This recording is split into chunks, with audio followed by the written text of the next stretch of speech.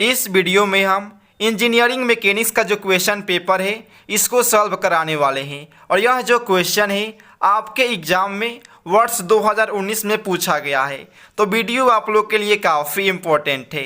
तो चलिए वीडियो को शुरू करते हैं। तो आपके एग्ज़ाम में जो फर्स्ट क्वेश्चन पूछा गया है, सपोर्ट ऑफ बीम में बी, यानी कितने प्रकार का सपोर्ट बीम हो सकता है। तो इसका करेक्ट आंसर हो जाएगा ऑल ऑफ दी एबव। इसी प्रकार आप इस क्वेश्चन को हिंदी में भी देख सकते हैं, धरन के अवलंब हो सकते हैं। तो हिंज हो जाएगा, रोलर हो जाएगा, अबंध हो जाएगा, यानी उपयुक्त सभी।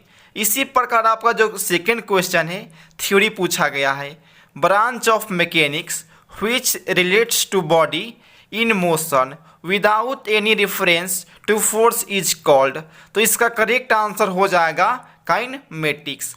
और आप इसका हिंदी भी देख सकते हैं, मैकेनिक्स की वह शाखा जो पिंड के गति से बिना बल के संदर्भ के संबंध रखती है कहलाती है। तो इसका करेक्ट आंसर हो जाएगा काइनेमेटिक्स। आपका जो तीसरा क्वेश्चन है, a couple is formed by. तो जो कपल होता है two equal and unlike parallel force के कारण बनता है। तो आपका एक ए ऑप्शन करेक्ट हो जाएगा। इसी प्रकार आपका जो चौथा क्वेश्चन है जो काफ़ी इजी है, ऐसा यूनिट ऑफ फोर्स। तो जो बल है इसका ऐसा यूनिट न्यूटन होता है। तो आपका डी नंबर ऑप्शन सही हो जाएगा।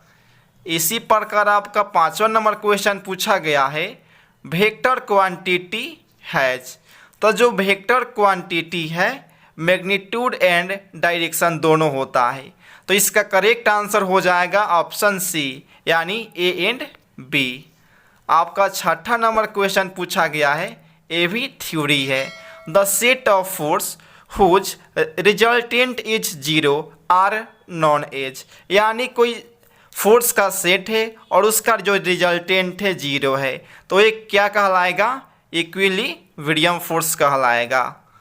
इसी प्रकार आप इसको हिंदी में भी देख सकते हैं, बलों का वह समुच्चय जिनका परिणामी शून्य हो कहलाते हैं।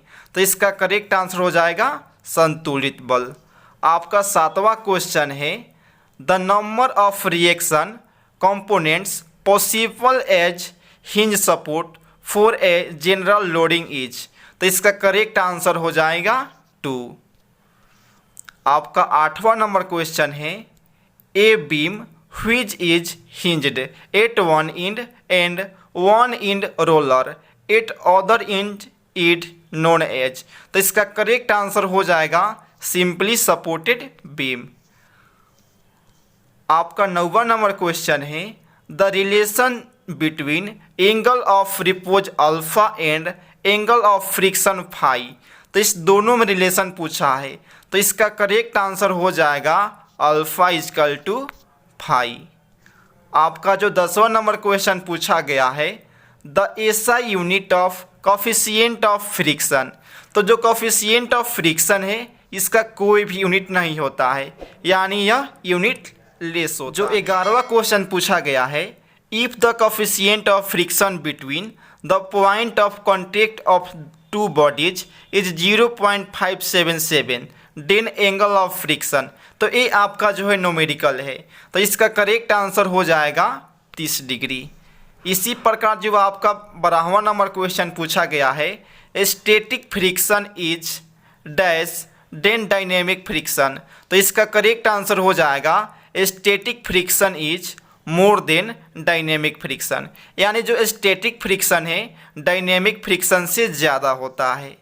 आपका जो 13वां नंबर क्वेश्चन पूछा गया है, the centroid of a triangle is. तो इसका करेक्ट आंसर हो जाएगा h/3 फ्रॉम इट बेस। आपका जो 14वां नंबर क्वेश्चन है, centroid of semi circle of radius R from its base is a distance of. तो इसका करेक्ट आंसर हो जाएगा 4r/3 पाई।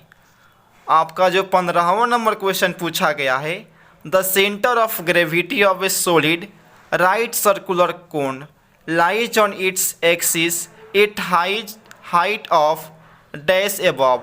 तो इसका करेक्ट आंसर हो जाएगा H/2।